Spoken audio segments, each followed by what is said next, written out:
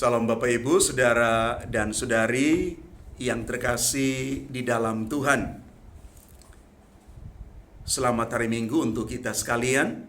Dan hari ini kita masuk hari Minggu biasa yang ke-31. Permenungan kita hari ini diambil dari Injil Matius bab 23 ayat 1 sampai 12. Sekali peristiwa berkatalah Yesus kepada orang banyak dan kepada murid-muridnya. Ahli-ahli Taurat dan orang-orang Farisi telah menduduki kursi Musa. Sebab itu turutilah dan lakukanlah segala sesuatu yang mereka ajarkan kepadamu. Tetapi janganlah kamu turuti perbuatan-perbuatan mereka, karena mereka mengajarkannya tetapi tidak melakukannya. Mereka mengikat beban-beban berat, lalu meletakkannya di atas bahu orang, tetapi mereka sendiri tidak mau menyentuhnya. Semua pekerjaan yang mereka lakukan hanya dimaksud supaya dilihat orang. Mereka memakai tali sembahyang yang lebar dan jumbai yang panjang.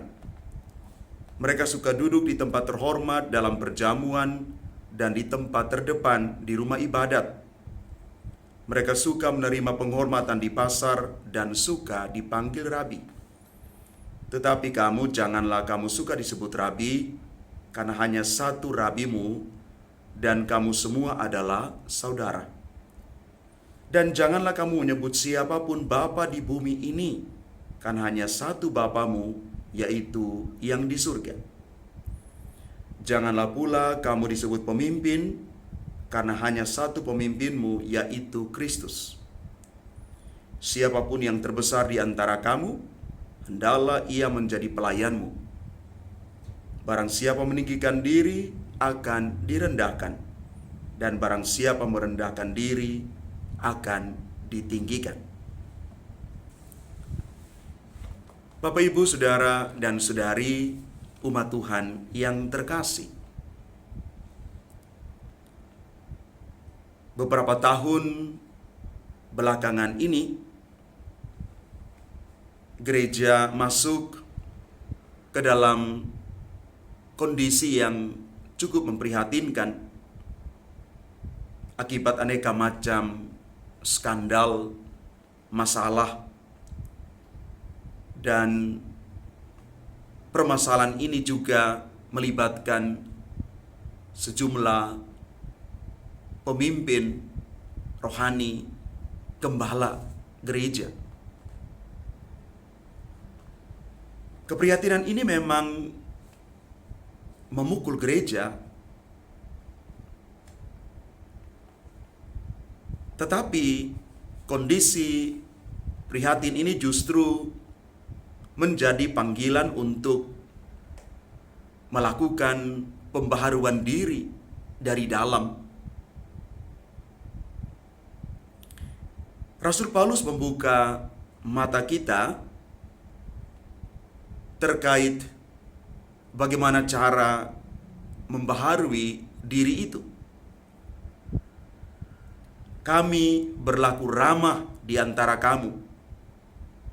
Kami bekerja siang malam, supaya jangan menjadi beban bagi siapapun juga di antara kamu. Kami memberitakan Injil Allah.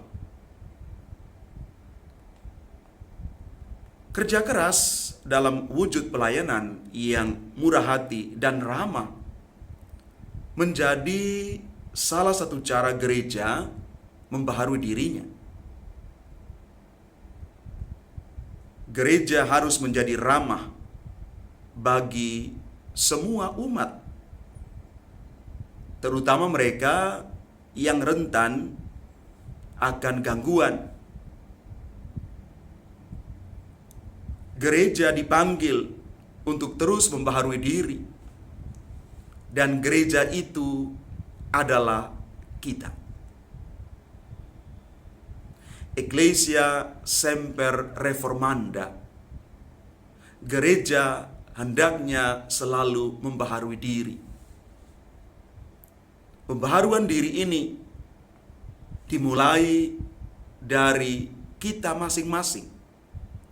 sebagai warga gereja, para gembala, supaya pembaharuan ini bukan hanya sekedar wacana, sekedar pembicaraan, tetapi di dalam tindakan nyata, supaya gereja dibawa kepada kebaikan dan keselamatan.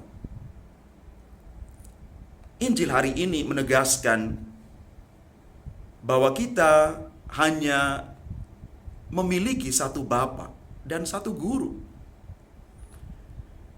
Dari Bapa dan guru yang satu itulah kita menimba semangat untuk menjadi murah hati dan ramah.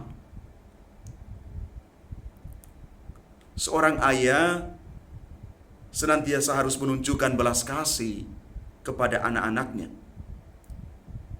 Seorang ibu menunjukkan kasih keibuannya dalam mendidik, mencintai anak-anaknya. Seorang guru juga demikian. Dan siapa saja. Gereja adalah sekaligus ayah dan guru bagi umatnya. Sebagai bagian dari gereja, kita ini adalah juga sekaligus ayah, ibu, guru bagi orang-orang di sekitar kita. Kita menjadi perwujudan tampilan gereja yang berbelas kasih dan ramah itu.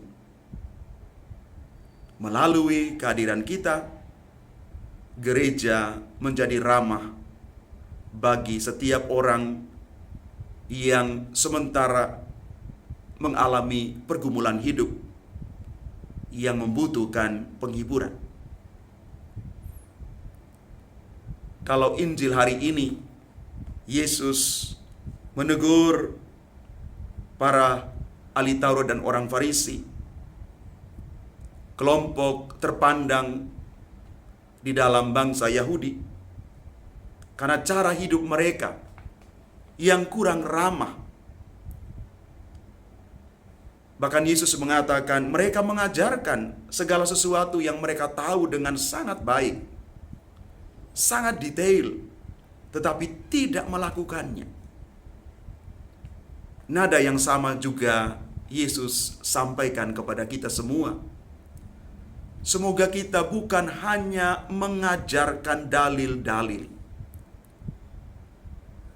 mengajarkan banyak teori, tetapi lebih daripada itu, kita menjalankan, menghidupi apa yang kita ajarkan.